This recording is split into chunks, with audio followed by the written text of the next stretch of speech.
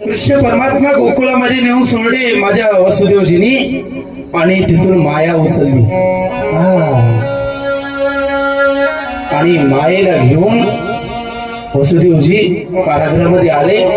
मायबाप इथं फार गोड प्रसंग सांगता येतो. थोड्या वेळापूर्वी देवाला उचलणारे वसुदेवजी आता मायेला घेऊन कारागृहामध्ये आले. सगळे कारागृह बंद झाले.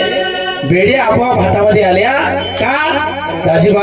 कारण ही माया आहे की नाही, ती माया भल्या भल्याला लाविल पट्टा, ती असणारी ही माया आहे. त्या मायेचा पडदा माणसाच्या अंगावर जर पडला ना, काहीच खरं नाही.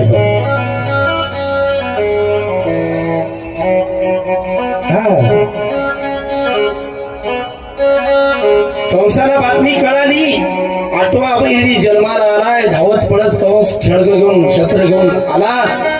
चिमुकल्या लेकराला बघितलं तर काय दया आली. त्या राक्षसाला सुद्धा दया असते बरं का बाबा.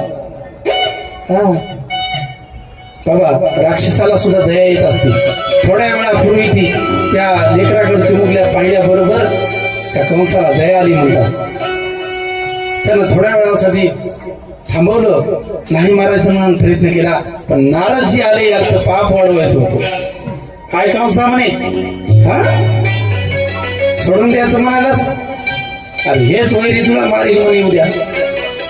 नाही नाही महाराज, मागचा पुढचा विचार केला नाही. त्यानं घर घर घर घर असं फिरवलं. फिरिता म्हणतात की ती सुरकुणाशी आकाशामध्ये उडी मारून